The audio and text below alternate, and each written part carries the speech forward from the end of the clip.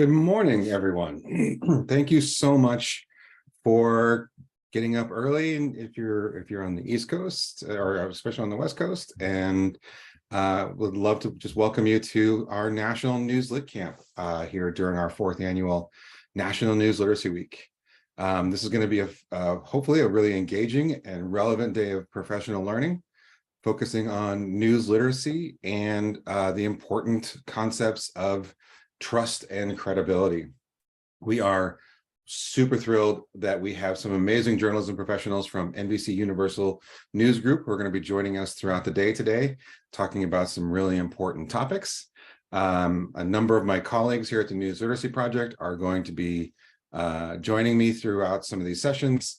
And hopefully by the end of the day, you will have felt that this was time well spent, and you feel that you have learned and are empowered with some knowledge and resources to bring news literacy back to your classrooms.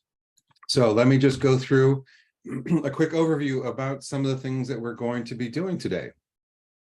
That you are here in this session tells me that you found the link to our agenda for today. So there's a link here on the screen. You can check your email for the link. One of my colleagues will drop it in the chat here in a second. This is where you would find the full agenda for today, along with the session descriptions. We have a link to the speaker bios for everyone who's going to be talking today during our various webinars, and most importantly, the individual Zoom links for each session are on this page. So please keep it open in a browser or bookmark it, and this is where you're going to go to make sure you can sort of join the sessions that you feel are most important. From the News Literacy Project, we have several sessions that we're focusing on. This first one, what it means to be news literate. I'm going to start this in just a second. It's going to be just an overview of some of the most important foundational concepts in teaching news literacy. We will be offering it again later this afternoon at 4:30 Eastern. It will be the same session as now, but it's going to be later in the day for people who may not be able to join today.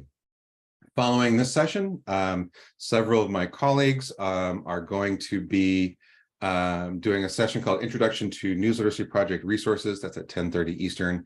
It's going to be an overview of the classroom resources and supplemental materials, all which are free, that you can use for teaching news literacy. After our sessions with NBC Universal News Group, we have a special session called Harm and Distrust: Why Communities of Color Often Have Misgivings About Mainstream News.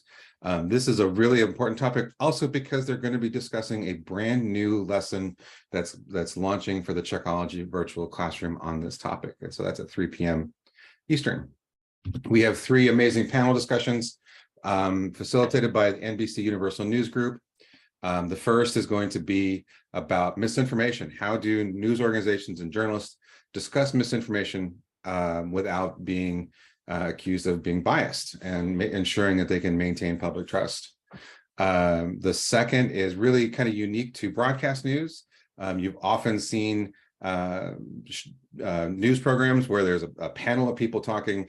How do they decide who's going to be on screen? How do they decide how they're going to make sure that they have fair and accurate representation of the people who are giving their viewpoints? And so that's going to be a really, I think, an eye-opening discussion about something we probably don't often think about with broadcast news. And then finally, we're going to end the panel discussion talking about how the news media is struggling with their reputation and a trust problem, particularly with marginalized communities. So these are going to be facilitated by and the discussions are from NBC Universal journalists, and we're really excited for this learning. And it's going to be, I think, really informative in a lot of very cool ways. Some logistics about the day. All of our sessions are going to be recorded, and we will make all of the recordings available to everyone who registered in a follow-up email after today's NewsLit Camp. So you will have access to all of the recordings. Probably gotta give us a day or two, but probably early next week. If you would like a certificate of attendance for your own professional development records, there is a feedback survey that we will be sending everyone at the end of the day. When you complete the survey, there is a portion of that survey where you can request a certificate of attendance, and we will email that to you so you can have that for your records. They are not official because we're not certified by any state to issue official professional development credits, but it is one that most educators can use. If you would like copies of the presentations that are used, all of the presentations, as well as any resources that we discuss or share, will be sent out as part of a shared resource folder. It will be in the follow-up email, and we will also drop links to that resource folder throughout the day. So you'll be able to get all the presentations and all the resources. And then finally, all the resources that we share with you, all the resources that are available through our website, the Checkology Virtual Classroom, and much like joining today's NewsLitCamp, as an education nonprofit, all of our resources are completely free. We are using Zoom webinars throughout the day, which means, unfortunately, you will not be able to turn on your microphones and ask questions directly, but you can use the chat and the Q&A function. So we simply ask that if you just want to post a general message, if you just want to make a comment, you want to just sort of make a note about something, you can use the chat function. That's kind of just for general discussion, and you can send a message to either the hosts and panelists, or you can send it to everyone. If you would like to ask a question about some of the content that's being discussed or shared, you use the Q&A function. We will pause throughout our sessions to check to see if there are questions and to answer them as best we can. If we do not get to all questions, we do have the ability to download all the questions that are submitted. And if there are ones that we think we need to address, we will answer them, and we will send them out to everyone in an email. So that's the logistics of the day. It's to get us started. We're very happy that you're here with us. And so we're going to start our session on what does it mean to be news literate. This is one of our this is a session that we do regularly.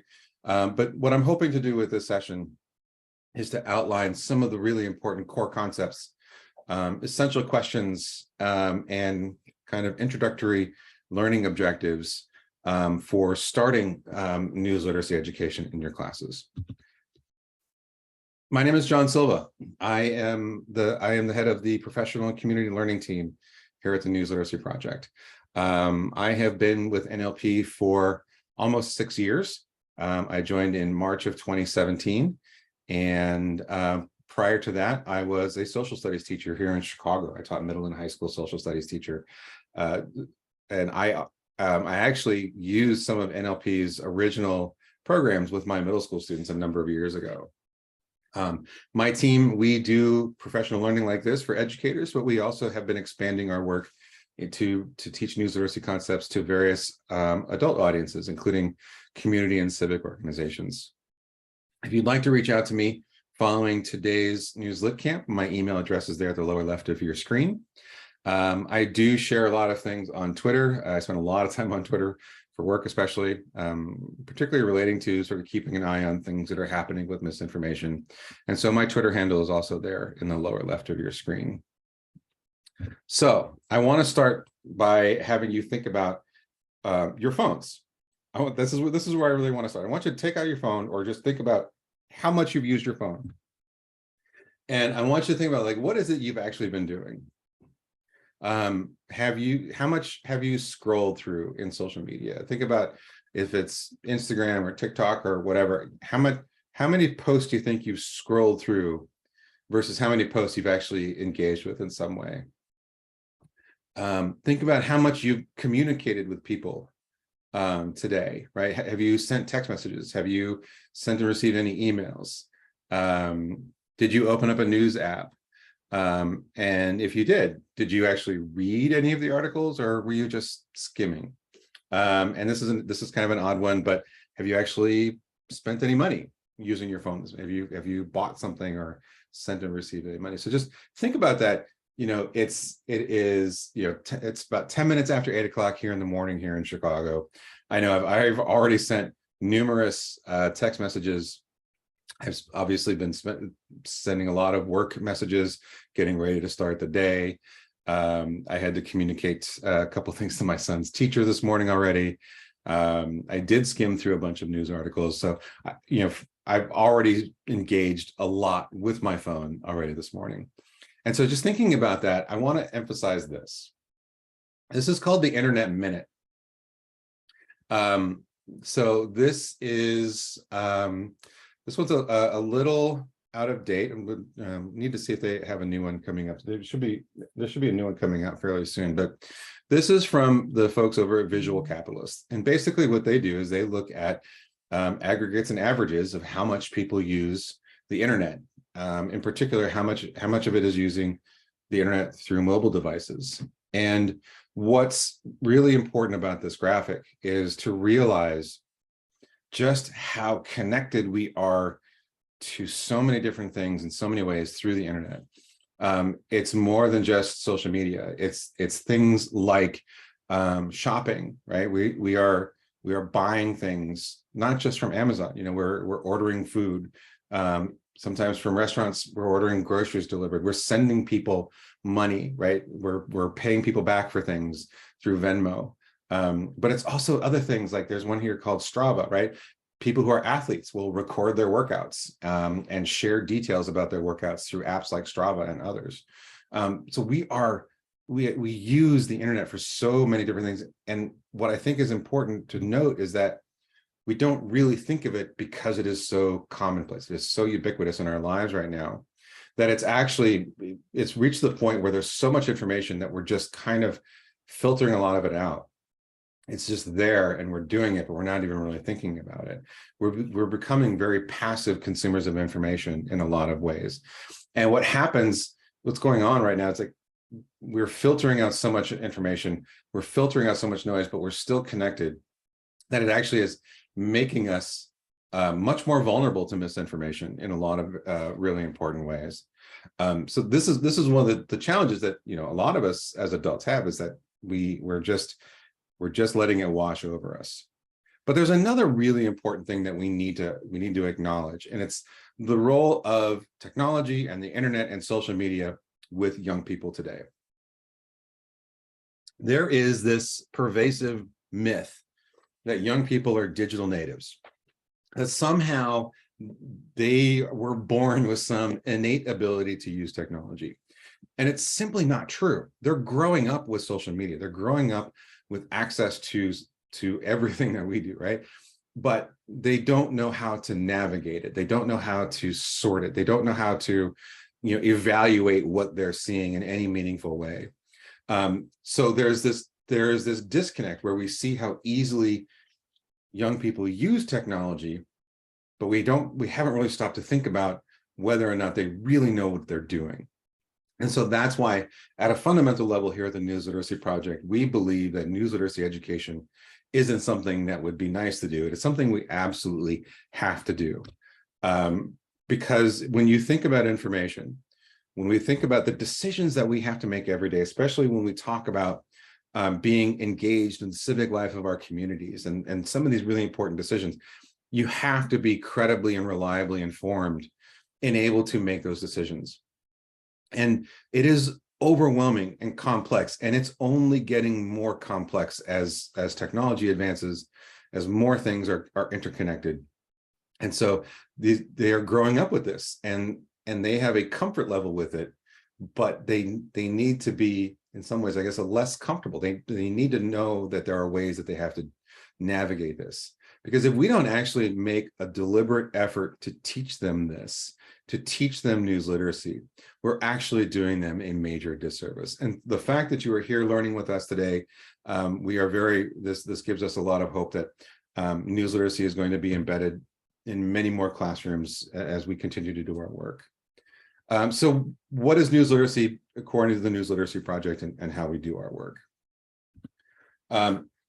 Most importantly, news literacy is a particular way of approaching the larger field of media literacy. Media literacy has been around much longer. There's a lot of different ways that people approach media literacy, but we focus on it as a way of discussing news and information. Fundamentally, it is about teaching how to think about news and information, how to evaluate news and information in a way to determine credibility and reliability, and not about what to think. We're not trying to influence young people's opinions. We're not trying to influence their views. We're trying to make sure that when they are forming those views, when they are deciding for themselves what they think, that they are able to properly evaluate information for themselves. Part of that is addressing the need for us to have a healthy skepticism as opposed to cynicism. There is a great deal of cynicism out there right now about news and information, particularly among many adults, but we influence young people with our cynicisms.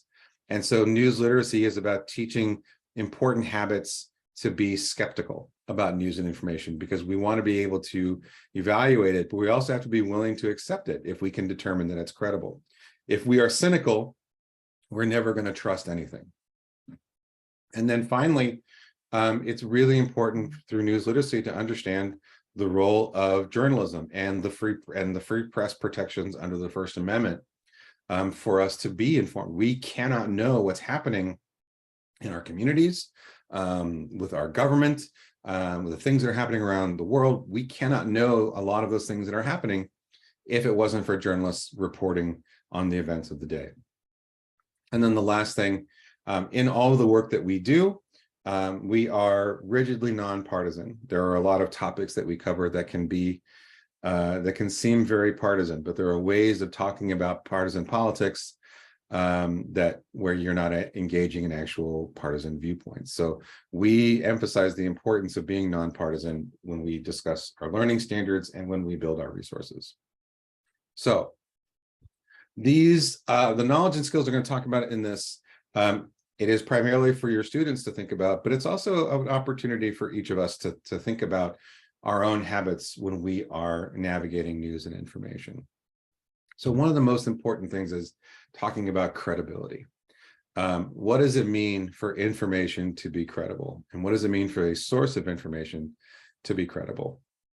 And so this brings us to one of our important essential questions. What we want young people to be able to do and to know when to do it is that when they encounter a piece of information that they're going to do something with this information, they need to start with this very important question, because that information is either going to inform them, it's going to try to persuade them to a particular viewpoint, or it may be manipulating them in some way. And we'll talk a little bit about that as we kind of go through this, right? Because there is a lot of different types of information. We call this info zones. One of our first lessons in the Checkology virtual classroom is info zones. And we talk about the primary purpose of information, that most information out there is actually trying to influence us in some way. And there's different ways that influence appears. And so we're gonna talk about that here as we kind of go through a little bit of this. So the first thing I would love for you to think about, and if you would like to sort of drop some ideas in the chat.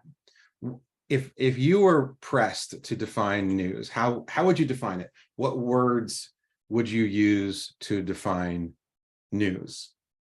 When you first think about it, it might seem like a simple definition, but we have biased, informative and accurate, impartial, information of what's happening, current events, facts, fact reporting. Okay, these are great definitions. There's a lot of great common words here, right? Current events, new discoveries, what's in the papers. Okay, so here's the interesting thing. When we talk about news, this is one of the challenges that when we're talking about it with adults is that we often think of news as a much bigger sort of collection of information than it actually is. So here's the thing.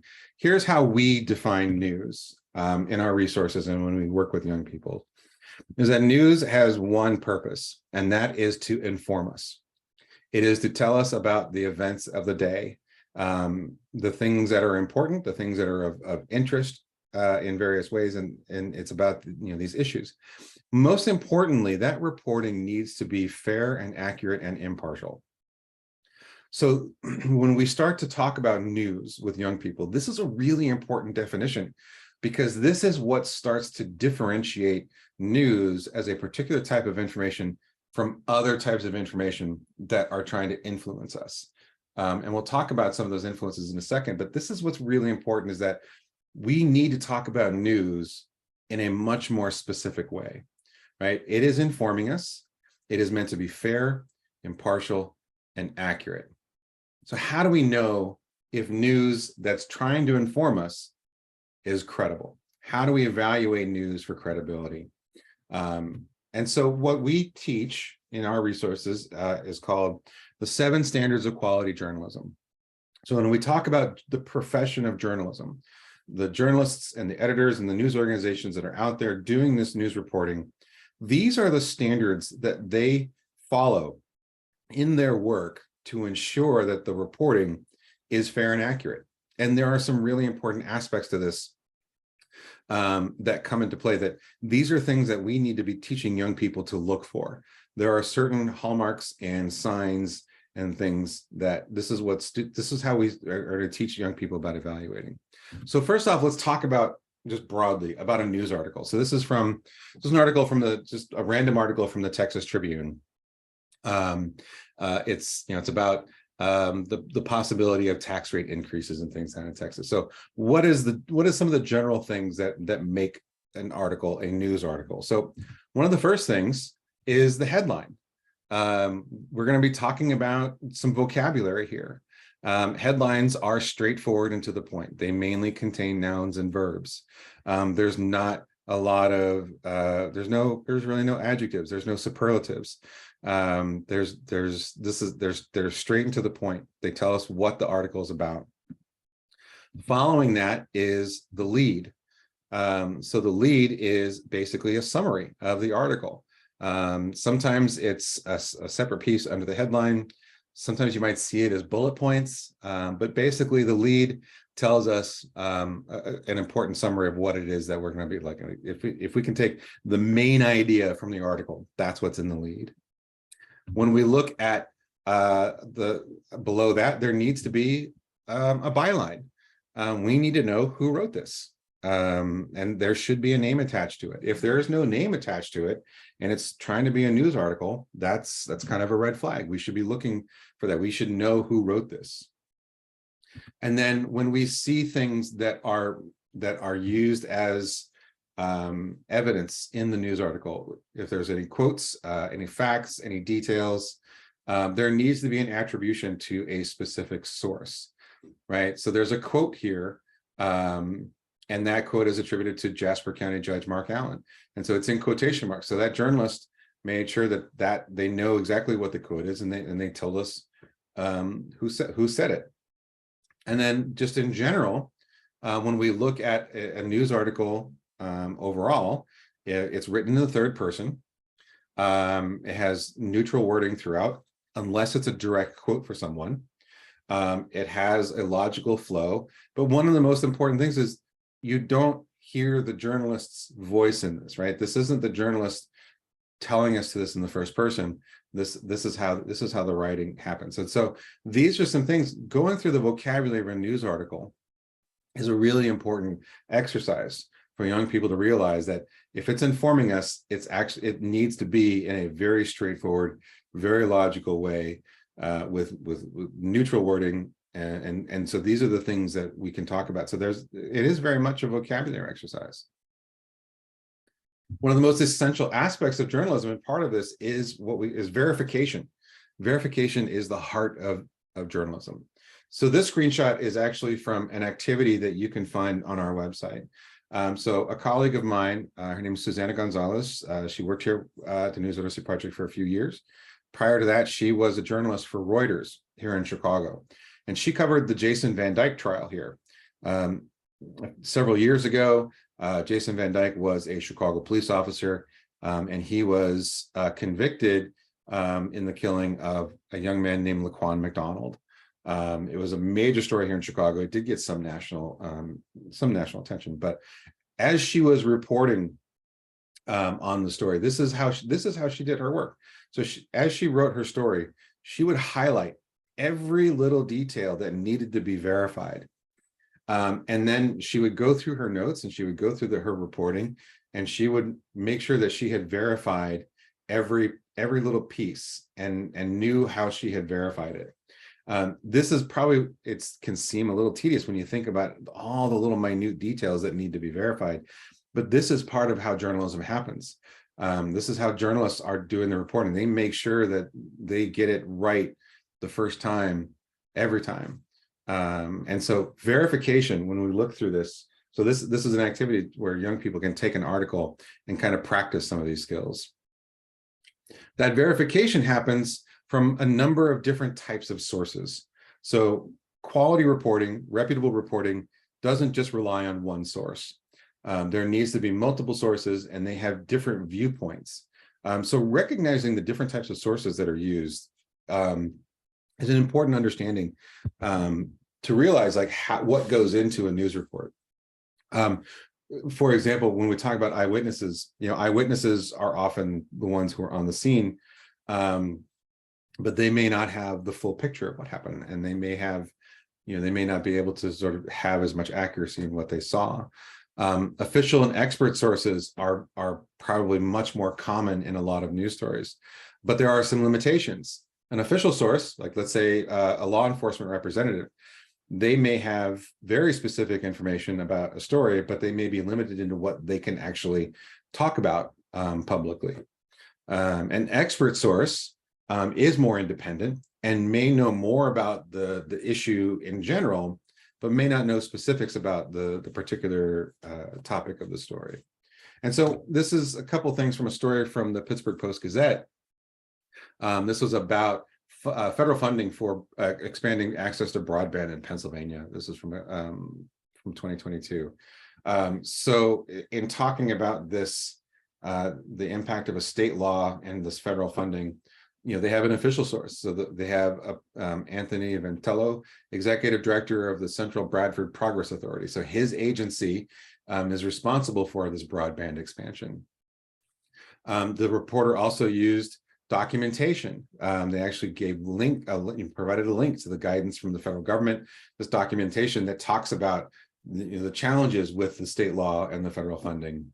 And then she also spoke to a professor of telecommunications at Pennsylvania State University, a person who wrote a report about broadband access. So combining these different types of sources together is what gives us a full, fair, and accurate understanding of what's happening with a particular news story. One thing I want to note about, we usually call them anonymous sources, but that's not an accurate term. They're more accurately called unnamed, because they're not anonymous to the news organization. If a news organization is using an unnamed source, the journalist and at least one editor knows who that person is. And there has been an important conversation that happens behind the scenes to know exactly why that person needs to remain unnamed.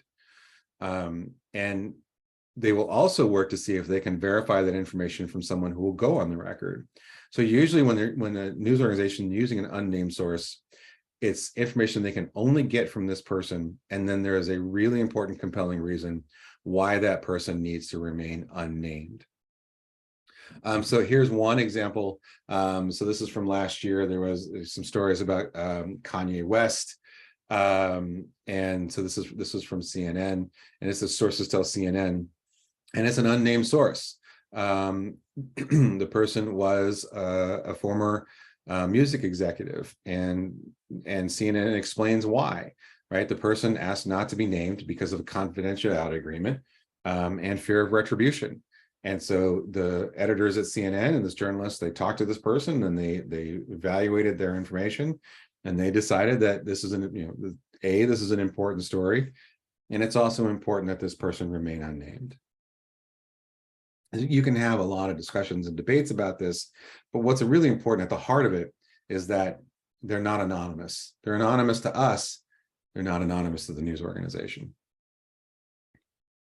One thing that we really want to talk about with sources also is how sometimes the use of certain sources can lead to what's called neutrality bias.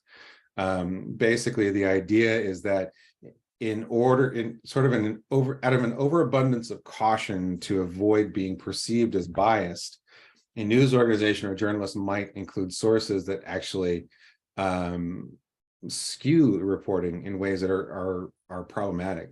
So, for example, part of it is like if they present an opposing viewpoint, and they try to present it as being equal when it isn't. So one example is if you have an immunologist, a scientist who develops vaccines, and they're talking about vaccine safety and efficacy, and you bring on an anti-vaccine proponent and you present them as having equal viewpoints, that's a neutrality bias, because that opposing viewpoint is not equal and valid. And so what that does when journalists do this, they actually inadvertently give that sort of false viewpoint more credibility than it needs to have. And it leads to this idea that somehow when you have these extremes, and so there's an article here by Jay Rosen from PressThink, it's from several years ago. He says sometimes the public dispute is not between two polarized extremes, but between one extreme and the facts. And we see that with a lot of major issues. We see that with the pandemic, with vaccines. We see it with climate science and climate science deniers. But we also see it with things like our politics, about the security of our elections. It's not necessarily between two opposing viewpoints. There is often one viewpoint that is based on facts and evidence, and the other that's not. One last topic that we want to talk about when we're evaluating news and news organizations is how well they hold themselves accountable for their work, and if they have really transparency in the work that they're doing, right? So transparency, there needs to, like I said, there needs to be a byline. We need to know details about how they got this story. We need to know the relationship between the journalist or the news organization and the topic of the article. And when a news organization makes a mistake, do they issue a correction in a way that is timely? Do they update the original article when they make a mistake? So one classic example, the Washington Post is owned by Jeff Bezos, who also owns Amazon. So whenever the Washington Post reports on Amazon, you'll see this little disclaimer that's in every article to remind people that there is a relationship between the Washington Post and Amazon and Jeff Bezos. It doesn't necessarily mean that that's skewing the reporting, but it's important for that transparency to be there. And then accountability, every mistake, no matter how small, needs to be corrected. So this is an example from the New York Times. These might seem relatively minor, right? One correction is that the person was actually the executive producer when they originally reported she was the executive director. Another story said that someone dropped out beginning of her senior year, not during her junior year. Another was they got the year wrong when Arizona became a state. We might look at these and think that they are trivial mistakes, but in the grand scheme of journalism and news reporting, accuracy is of the utmost importance. You have to get it right, and if you make a mistake and you discover that mistake, you have to issue a correction. And so it's actually a sign of a credible news organization that does correct their mistakes. If you see someone who is claiming to be a news organization and they never acknowledge their mistakes, that's a major red flag that they may not be a credible source. So just a couple of key points to sum up. Credible news organizations, everything they publish has been verified in some way. And that information was verified from multiple types of credible sources. That information has been vetted and verified. When they are reporting, they are telling us as much information as we need to know the context and understand all the things that are happening with a news story. Any sources that are used, those sources need to be relevant to the story. There needs to be a relevancy in their views and the information they're providing in a way that ensures fairness and accuracy throughout their reporting. So I'm going to pause here really quick to see if there are any questions. So Crystal asked us, and somewhere on the site, indicate age or suggested grade levels for the difficulty level in the lesson. So yes, in the Checkology virtual classroom, there are several different guides that are available for educators. There are lesson guides, and you can see some lessons are really meant for older students, some are broader, but in general, most of our lessons are appropriate for sort of right in the middle between middle school and high school, or around 9th or 10th grade. We have had young students as young as 4th grade use some of our lessons, and many of our resources are also used at the college level. But there are guides that are available. You can see specific lessons. What lesson is that reporter's fact check in? It's actually not in any of the Checkology lessons. It is available through our website under educator resources. We'll find the link to that, but it's actually through the resources page at newslit.org. Mark asks, given the standards, would you use the standards to say what are the major credible news sources in the United States? If you're asking me what I think are credible news sources in the United States, that's not for me to say. Couple of reasons. Obviously, one, we don't endorse any one news organization over another.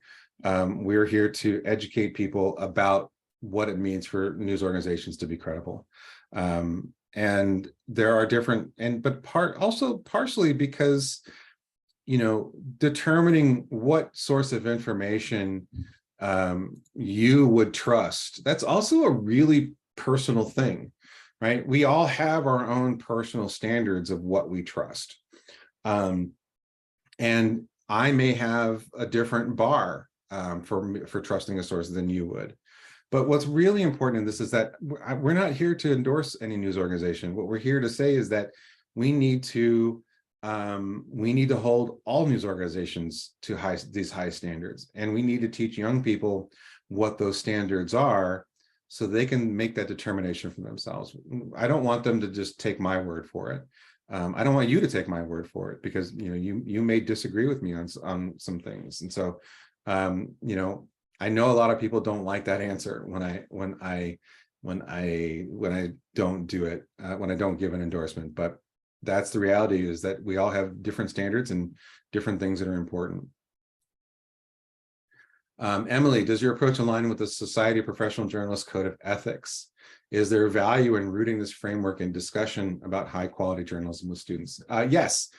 So our standards of quality journalism that we developed into the lessons, in particular, the lesson Practicing Quality Journalists, they are based on SPJ's Code of Ethics, as well as a number of other sources of sort of these codes of ethics and standards. We consulted with journalism schools, we consulted with large news organizations and their standards. And what we tried to develop with our 7 standards is really a framework of teaching these as an entry point into having a larger discussion about ethics and standards in journalism. So yeah, SPJ has some great resources.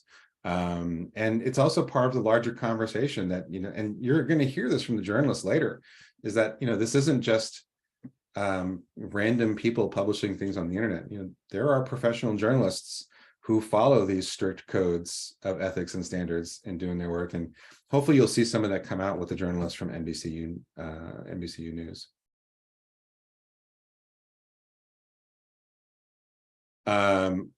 So last question I'll get to before we move on. In a world where everyone wants to be first to post the news and scoop, how can we be certain sources are being fact-checked even when it seems reliable? So in a breaking news situation, one of the most important things to look for is how they know. We did a NewsLitCamp a number of years ago with NPR in Washington, D.C., and we talked about this very topic. And when there's a major breaking news event at NPR, and this is true for a lot of other news organizations, they designate one person whose job it is to keep track of what we know.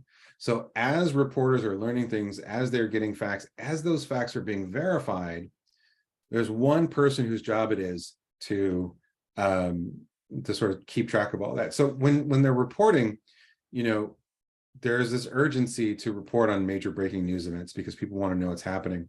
You really want to look out for the people who are saying, like, this is what we know, here's how we know it, and there are still questions, right? You want to listen to them to really understand, like the ones who are trying to be careful and thorough and fair and accurate. And I think you can usually tell the ones who are just trying to get information out whenever they can. If they're reporting on things that are clearly rumors or innuendo or guesswork, those are the ones you want to avoid. All right, I'll come back to some of these other questions here in a few minutes. So credibility is not just about informing us. Credibility is also about the people who are trying to persuade us. And this is actually one of the major challenges when we're talking about news, is that when you think about, especially like major national news organizations, when you look at the sort of the totality of their content, the overwhelming majority of what they put out there is actually not fact-based reporting. It's opinion pieces, it's commentary, it's panel discussions. And so we need to make sure that young people can differentiate news that's trying to inform us and opinion. In this case, this is a very important definition, is that opinion is something that's trying to persuade us, but in that persuasion, it is actually a structured, credible argument, right? So I used to teach argument and debate. I was a debate coach for a number of years, right? I would teach young people, you make a claim, you provide evidence to support that claim, and you explain the link between your evidence and your claim, right? That is an argument. That is, in this, what we call an opinion, right? This is trying to get us to come around to a certain point of view, but that persuasion is rooted in evidence and logic. And so we also call this commentary or opinion journalism. And it can take a lot of different feels and looks. So sometimes it's op-eds, right? It's actual opinion pieces that are published by a news organization. Maybe it's maybe it's a columnist who puts out a regular opinion piece, right? There's a lot of it, and a lot of it is political, and so many different things that we see. And in fact, most of the information that comes across our screens is trying to be persuasive in some ways. So let's talk about opinion journalism in particular, because we're talking about sources of news and information, right? So one of the things that's really important to recognize is that we may see two things that both look like news stories about the same issue, but actually one is news and one is opinion. So the one on the left is a news story about the Supreme Court decision last year that struck down Roe v. Wade, and the language of that is a news piece, right? It is trying to inform us about the details of what happened with that court decision.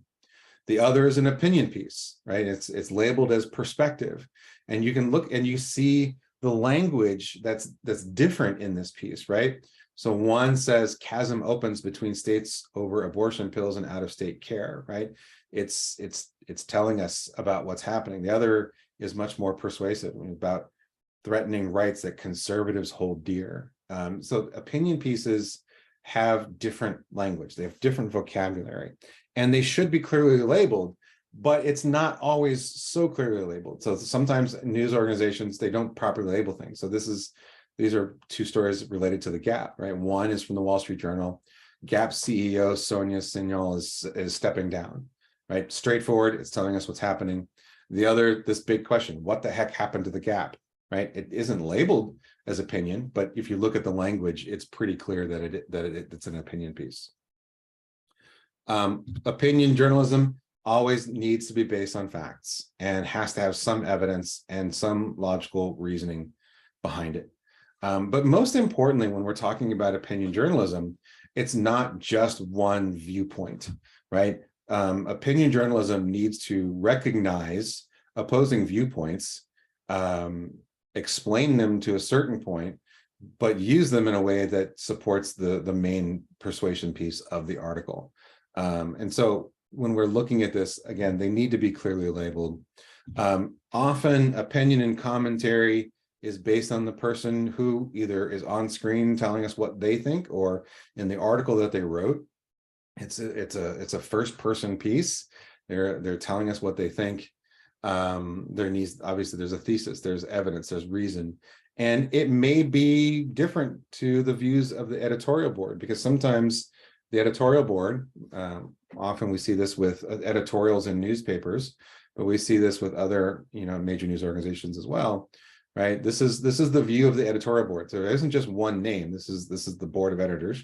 And so this is an example from the Washington Post, and is saying the Supreme Court should follow precedent with race-based admissions. In this case, they say race-conscious university admissions.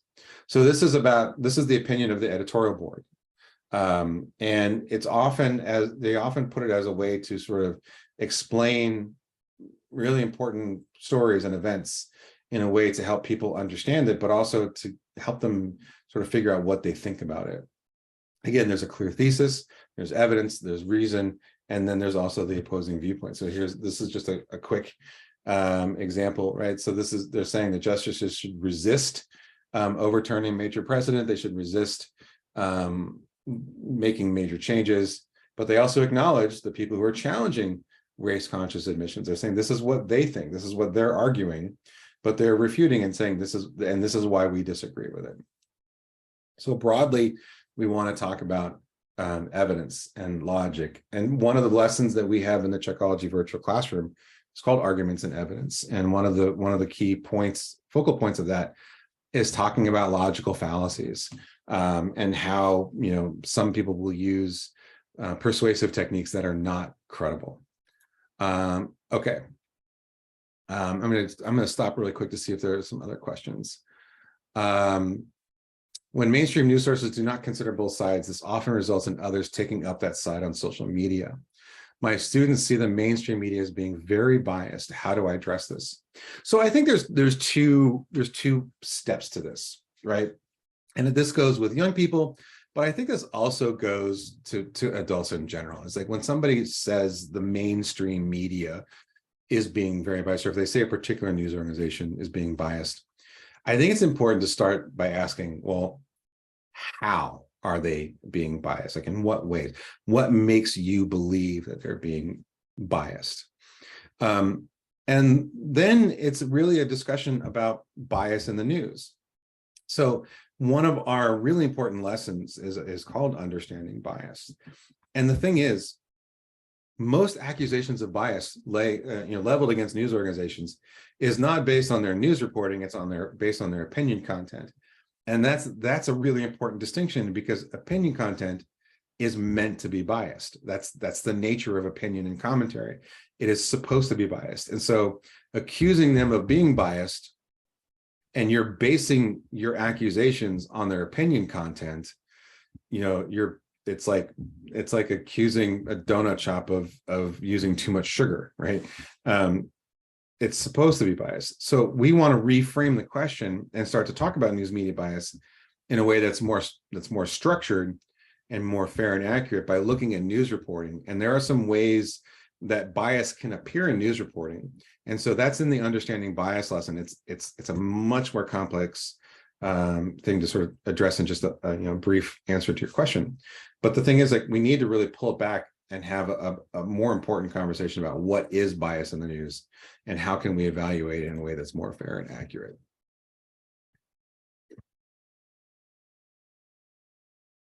So Stephanie asked, do you think students get confused by the fact that opinion writing reflects what we generally teach them as good writing, claim, evidence, etc.? Are they apt to recognize that good writing and misconstrue it? No, I think that's a really important way of approaching this, right? If we're talking about, when you use the phrase good writing, I think what we're really talking about there is credibility, right? If it's an opinion piece, credible writing in this case has claim, evidence. If it's news reporting, credible news reporting is based on the facts, right? It's about verifying facts, and it has the absence of opinion pieces. So credibility in this case is really about, what is the purpose of this piece, and is this published in a way that is credible to that purpose? And so that's the thing, is like, if we're talking about, in this case, good writing, that's what we're looking for is credibility. But the important distinction, news reporting is informing us in a credible way. And opinion pieces are persuading us in a credible way. I'll do one more thing. Al says labeled versus headline. Most headlines are incredibly specious, and I end up not reading if the article has nothing to do with the headline. I think there is a pandemic of bad headlines. What can be done to fix this? That is a major problem with just information in general. There's a lot of sources that will use clickbaity headlines, trying to be sensational with it. And the thing is that those are the headlines that people click on. And it's kind of important to us to sort of look at the headline and kind of be willing to read past it, right? One of the challenges is I think a lot of people tend to look at the headline and the lead and then just sort of fill in the blanks themselves.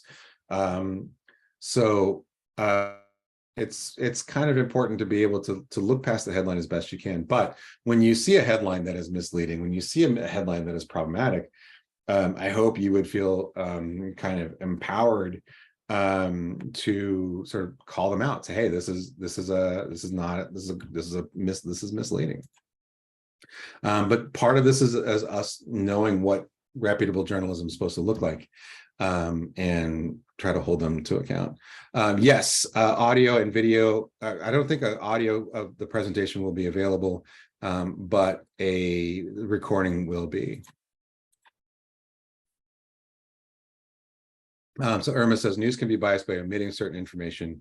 Yes, but that is something that's really important for us to understand about ways that bias creeps into news reporting, and that is one important distinction. Okay, I'm going to move on to the next little piece. I'm going to kind of cover this last one. Part of this is quickly. This is where we're going to jump into manipulation, where we're being manipulated, where people are trying to influence in ways that are not credible. And one is understanding what propaganda looks like. Propaganda in the sort of modern internet or social media context. What are some propaganda techniques that people are using, right? So if we think about opinion pieces as being fact-based evidence and logical structure, propaganda is trying to hammer like one viewpoint. This is the truth, the only truth. Everything else is false. It's not meant to be sort of rational argumentation. It's meant to be deeply emotional and manipulative, and structured in a way that doesn't actually encourage us to think about it, right? It wants us to just accept it. So there's a great resource from the museum. They have this thing called, it's called Weed Out Propaganda. And they've created this taxonomy, what they call SEED, which are 4 very common propaganda techniques. So these are not unique to social media or internet propaganda, right? These are the classic methodology of propaganda, but these are some things where we want students to really understand the methodology behind it. And because that methodology could be, visual, it could be memes, it could be propagandistic articles, it could be any number of things. So we want young people to sort of understand, what are these techniques and what do we look out for? So I have just 2 quick examples to kind of highlight this. These are a couple of things that I found in various places relating to critical race theory, right? On the left is an example of simplification. Another name for critical race theory is actual American history, right? Now you may look at that and kind of nod your head and agree with it, but it's actually using propaganda to push the viewpoint about it. And it is meant to be, deeply emotional, and it's meant to put forth this one viewpoint. The other is about division. This is blaming teachers unions and saying that they're Marxist, racist, anti-American. Right? It's trying to create and exploit this divide, focused on, in this case, teachers and teachers unions. And then we get into misinformation. Misinformation is sort of the next piece of talking about how we can be manipulated. And so when we think about misinformation is a very broad definition. And this is where one of the challenges comes into play when we talk about misinformation, because any piece of information that you can define using one of these terms can be considered misinformation. And really the intent behind it is not important to the initial definition. So we need to start with this very broad definition and then get to a more accurate vocabulary, because unfortunately, we still use the term fake news, but even the term misinformation has become weaponized and politicized. People are using these terms in a way that's dismissive and divisive, right? We're calling things misinformation or fake news as a political strategy, right? We're not saying something is misinformation because it's not true. We're saying it because we don't like it. We don't agree with it. So an important part of teaching misinformation is really getting to the specific vocabulary and ways of categorizing misinformation so that young people can have a better understanding of what it is and more likely to recognize it. Further complicating this is that a lot of misinformation out there is not always entirely false. A lot of misinformation that's used, especially in propaganda and hyper-partisan politics and things, there can be a small kernel of truth in there. And that's why when you look at fact checks from the number of these fact-checking organizations, right, they have a scale, and it's really about understanding the nuance behind misinformation, because there could be one little piece in there that's factual, but the rest of it's not, and it's part of those manipulative techniques. Because what it's trying to do is it's trying to manipulate us through our emotions. We process most information initially in a way that's more emotional than rational. And young people are especially vulnerable to it. If you think back to when you learned about human brain development, young people's brains are still developing, and the parts of the brain that deal with rational critical thought are the last to develop. So young people, adolescents, are primarily processing information emotionally. And so what misinformation is trying to do is exploit that. It's trying to push us into an emotional reaction so that we're reacting rather than actually thinking about it. So here's just a couple of examples. These are from a couple of fact checks. So you may have heard there was this big claim. The state of Texas was sending out these home DNA kits, and it was shortly after the mass shooting in Uvalde, Texas. And so there was this claim that went massively viral that those test kits were to help identify your kids if they were victims of a mass shooting. And that actually wasn't true. They were sending out DNA kits, but it was actually something that had been in the works for a couple of years as part of Texas's efforts at stopping human trafficking and kids from going and finding missing kids. But people jumped on that. They took this element of truth, they added the spin on it, and they created this political propaganda using misinformation to claim that that's what Texas was doing. The same thing we saw, when Paul Pelosi, husband of former Speaker Nancy Pelosi, was attacked. A lot of people took things and spun them in their own way, added false information, and created this false narrative about what happened. But all of this is really just meant to push these emotional buttons. And what that does is it puts our brain down a path of emotional reasoning, right? We're not thinking about it. We're determining what we feel about it. And it's about emotional reaction as opposed to rational thought, right? The more emotional we are about something, the less we're actually thinking about it in a way that's critical. And so we want young people to recognize when we're in this sort of more emotional space as opposed to a more rational one. Part of that is when we talk about confirmation bias. This is something that happens to all of us all the time, right? If we see or hear something that agrees with us, we are likely to just accept it without really thinking about it, because we like things that reinforce our beliefs. We like things that agree with us. It's comfortable. The opposite is also true. If something disagrees with us, we're likely to just kind of reject it. It's a natural cognitive bias that happens all the time. And when we start down the path of that emotional reasoning, it becomes motivated reasoning. That's when we actually start thinking about it in a way that's more emotional than rational, because we're trying to interpret information. We're trying to examine it in a way that's really about does this confirm what I already believe, right? So motivated reasoning, a librarian once explained it really great. She said, motivated reasoning is a conclusion in search of supporting evidence, right? It's the opposite of rational thinking. So let's talk about what does misinformation look like?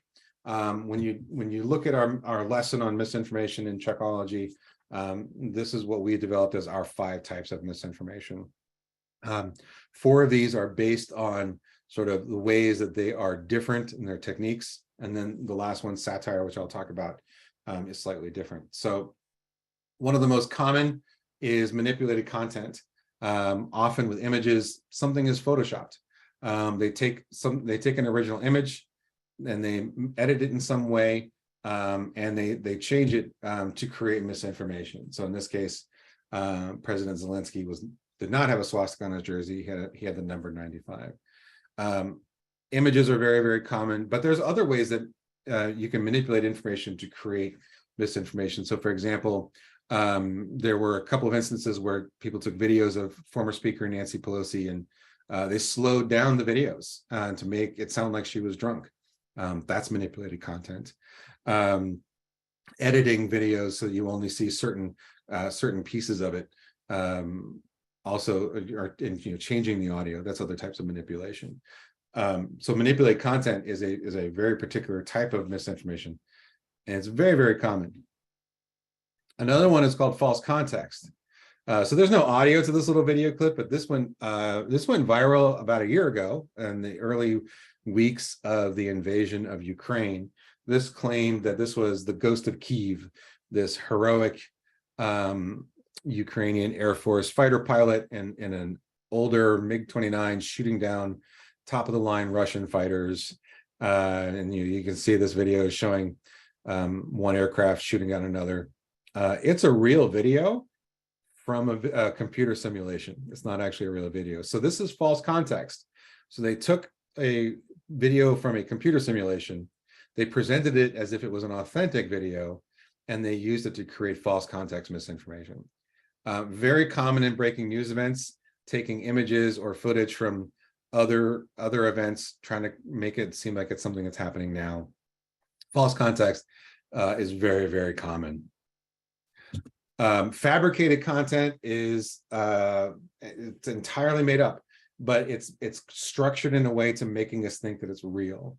When we used to use the term fake news, we used it to describe this. It was meant to look like a real news site. It published what looked like real news articles, but everything about it was false. And so this is a screenshot from a very common fake news site. And they just publish all sorts of these fake articles.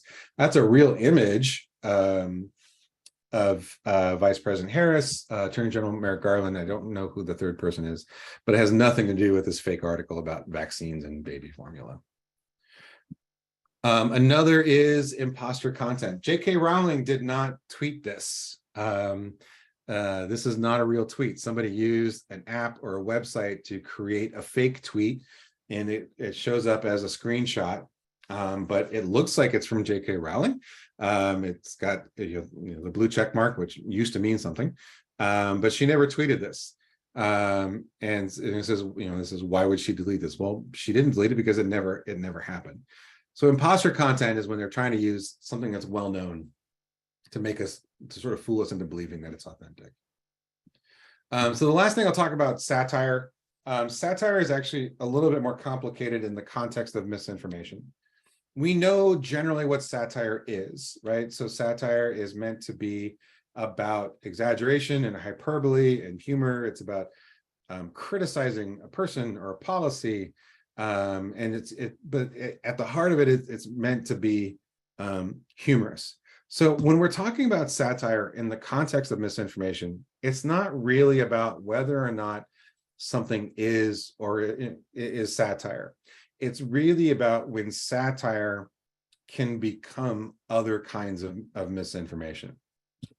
Part of this is also this ties back to emotional manipulation, and it's called Poe's law. This is something that's very common with satire in the context of misinformation, is that If you have a very strong, almost extreme belief or a viewpoint, the stronger that is, the easier it is for you to think that satire or parody is legitimate, right? So it's this idea that when you have this extreme view, if you see satire, you're likely to think that it's real, even though it's kind of making fun of your belief, because you're deep in this emotional space with your beliefs, so you're not really evaluating it. So when we talk about satire, satire frequently will address very difficult hot button issues, and so they touch on issues that people have strong emotional feelings about. But this is what happens when people don't recognize satire. So this is just one example. So there was a story came out. This is from May of last year. The Public Investment Fund of the Kingdom of Saudi Arabia bought just slightly over 5% stake in Nintendo. It's a very relatively minor story. It got reported on by some organizations and people, relating to the gaming industry and entertainment, but it really didn't make much of a splash until Hard Drive magazine published an article relating to it, claiming that as a result of that, people would no longer be able to play female characters in Mario Kart in particular, right? And so people saw this, and they saw the tweet, they saw the headline, they didn't really stop to think about it, because they didn't maybe recognize that Hard Drive magazine is as a satirical website, and part of that is also that Hard Drive doesn't clearly label themselves as satire. If you kind of dive into their account, if you look harder, you can kind of see the ways that they kind of hedge the language to say that they are satire. But it's not always clearly labeled. And so we see this and people think that it's genuine. And because of our confirmation biases and our own emotional motivated reasoning, we react to it. And then we tie it to other things that we have strong feelings about, right? So one was connecting it to Elon Musk and his takeover of Twitter. Another, tied it to Saudi Arabia and the murder of Jamal Khashoggi. And most of the people who responded to this, they never took a step back to actually evaluate it to see if it was satire or not. So just to sum up, and I'll pause here for questions. This is the essential question that we want to start with. This can help drive investigations and inquiry and discussion into a lot of really great topics. So this is a great starting point for when we start talking about news literacy and really to evaluate information. All right, so let me go into some questions here.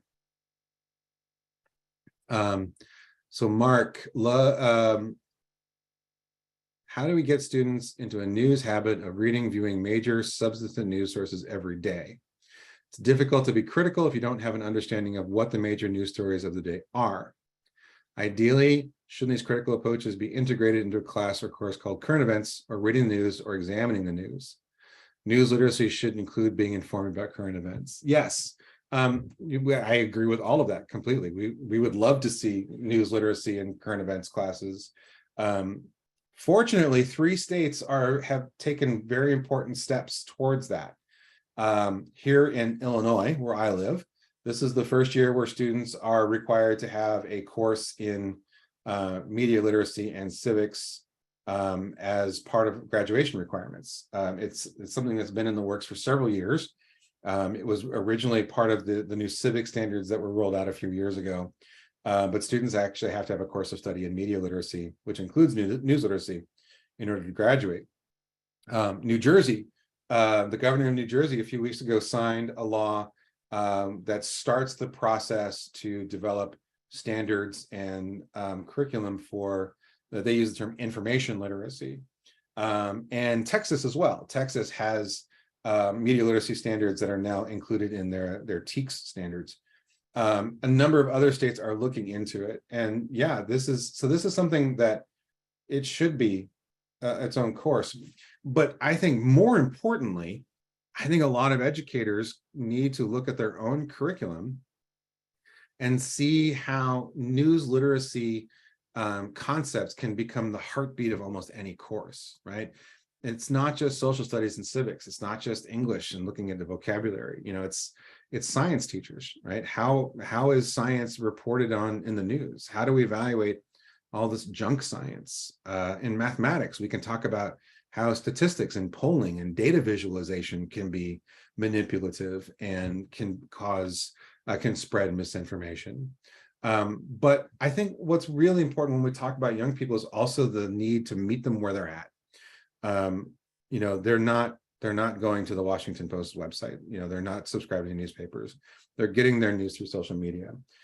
So we need to look at how do we recognize credible, reputable sources of news in these platforms. And one example I would, you know, we could look at, you know, we may dismiss TikTok, but if you look at the TikTok accounts of the Washington Post, NBC News, who we're working with today, and a number of others, they are really embracing TikTok as a way of introducing people to these news stories, but also leading them to more information. The Washington Post also does this really well through their Instagram account. So it's really about taking a close look at some of these things and kind of figuring out how do we meet them where they are with their existing habits. Matisse says the Pew Research Center says that more Americans are getting their news from TikTok. Yes, they are, but the thing is that it's not the fact that we're getting news from TikTok. It's who are we getting news from on TikTok, right? I can get news from the Washington Post's TikTok account or an NBC or a number of others, right? And they are still they're using TikTok as the medium for news reporting. I can still look for those standards in that. This is where it's really important to have this conversation about credibility, right? There is a way that you can report on the news through TikTok or Instagram or any of these others. There's a way that you can do it in a way that's credible, and there are ways that you can do it that are not. And that's the heart of this, is that it's not the platform, it's the credibility of who's using the platform. Okay, I will stay on for another minute or two to see if there's additional questions. So in 15 minutes, my colleagues here at the News Literacy Project are doing a session on introducing NLP resources. This is where you'll be able to learn. I've mentioned Checkology. I've mentioned a number of other things. This is where we will sort of talk to you about where you can find more of this. Hopefully, this has set up some things for you to be thinking about as we go through the day today with our NewsLitCamp, especially when we're doing the panel discussions with the journalists at NBCU, NBC Universal News Group. I see a number of people are talking about librarians. You know, librarians have been doing a lot of this for many years, and you know, the librarians are bearing the brunt of a lot of really difficult things right now, and hopefully we can find more ways to support them. And if you do have a librarian, I'm hoping you would be able to work with them and integrate their work into your curriculum. So thank you for starting your day with us and joining us for this NewsLitCamp. So this webinar is going to end here in a few minutes. Go back to the agenda website. You can find the links to the next session, which will be starting in 15 minutes. So thank you very much. And if you are not able to join us for the other sessions, just remember they are being recorded. So you'll be able to see them later, but hopefully you'll be able to join us. And we're really looking forward to learning with you today. So I'll stay on for another minute to see if there are some questions. Otherwise, we'll see you in 15 minutes on the next session.